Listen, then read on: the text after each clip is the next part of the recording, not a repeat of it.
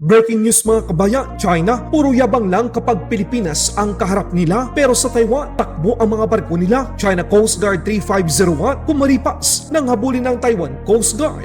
US Secretary Rubio inilahad sa Senado ng Amerika ang patibong at pamimilit ng China na lumagda ang Pilipinas sa panibagong South China Sea Code of Conduct. Ayon sa kanya, maging maingat tayo dahil mas makakabuti ang hindi pagkakaroon ng South China Sea Code of Conduct sa pagkakaroon ng Bad Code of Conduct Agreement sa China. Bad code of conduct agreement is worse than no code of conduct agreement at all, and I think that's very important. Iran, naglunsad ng 4 na attack drone sa Strait of Hormuz. Amerika, naglunsad ng mga fighter jets upang i-intercept ang nasabing mga banta. Dahil dito, naglunsad ng counter-offensive ang Amerika. Winasak ng US fighter jets ang mga military targets sa iba't ibang parte ng Iran. Good news mga kabayan, 2 barko ng Pilipinas ipinadala sa Guam para sumali sa Rim of the Pacific 2026.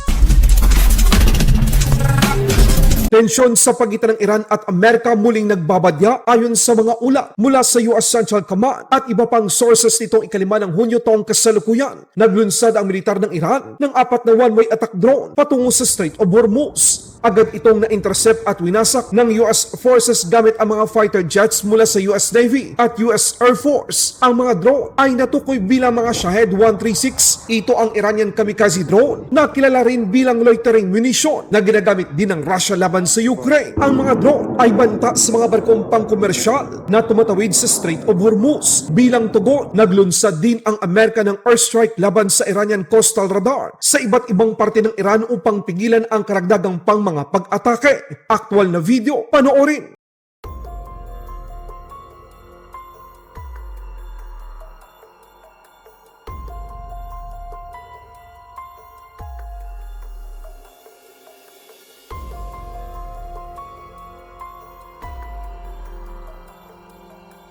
Sa ibang balita naman, China Coast Guard walang binatbat sa Taiwan Coast Guard. Mga barko ng China laging kumakaripas kapag nakaharap nila ang mga barko ng Taiwan. China Coast Guard 3501. Hinabol ng otoridad ng Taiwan matapos itong pumasok sa katubigang sakop ng Pratas Island na kinokontrol ng Taiwan sa South China Sea. Aktual na video, panoorin.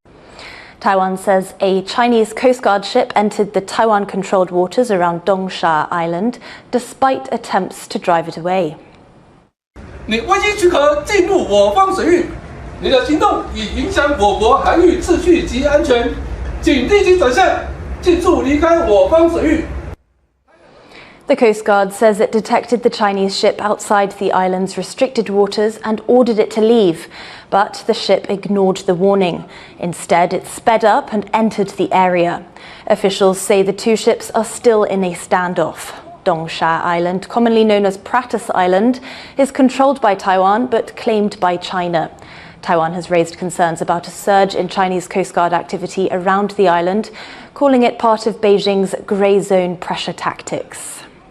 Amerika, duda sa plano ng China laban sa Pilipinas. Minamadali kasi ng China na lumagda ang Pilipinas sa bagong South China Sea Code of Conduct. Dapat maging maingat tayong mga Pilipino sa patibong ng China. Ayon kay US Secretary of State Marco Rubio, mas mabuti pang walang Code of Conduct kaysa pagkakaroon ng isang masamang Code of Conduct na kasunduan sa pagitan ng Pilipinas at China. Ito ay mas lalong makakasama para sa Pilipinas at sa ating mga Pilipino. And that is, we're very concerned about recent activity once again near Scarborough.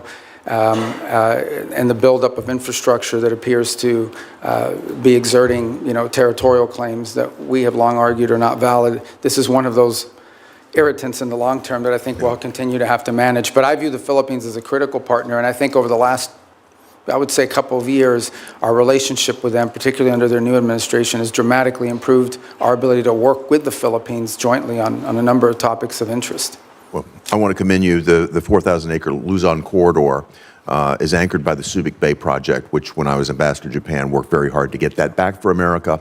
And I see that as a tremendous opportunity for us to deepen our economic ties.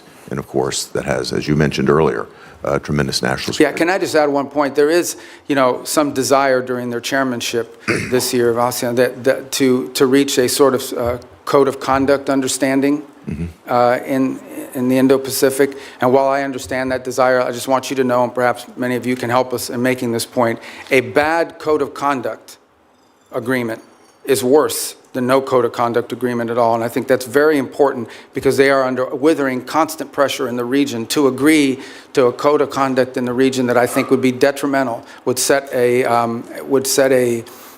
precedent that I think is very dangerous in the law. So we'd love to see one, but it has to be a good one. We don't think that's possible under current conditions, and a bad one is worse than none at all. However, let me step back. Why is there a need for a code of conduct when we have peremptory norms such as UNCLOS, such as the UN Charter? And the code of conduct is a collective code by a group of nations on the one side and with a single actor on the other. So perhaps the problem does not lie within ASEAN. The problem lies with the counterparty to the code of conduct. And because with that counterparty, namely China, the claimant states of ASEAN, 4 claimant states, have different issues.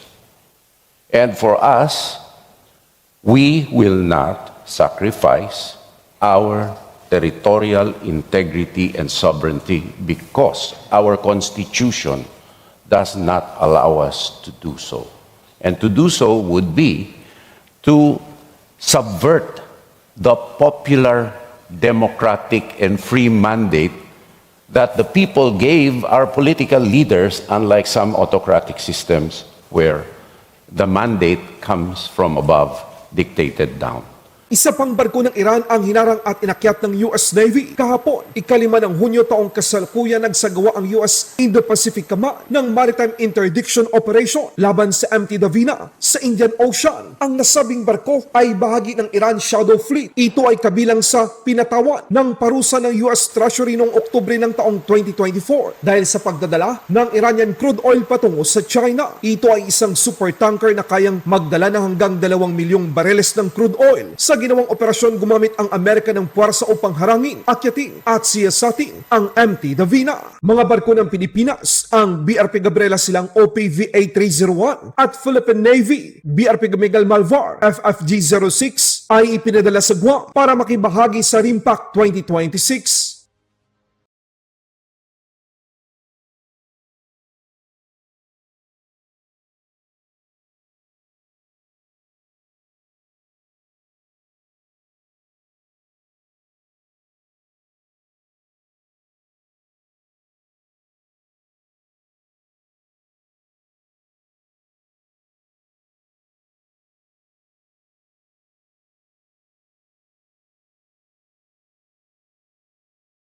Laban Pinas.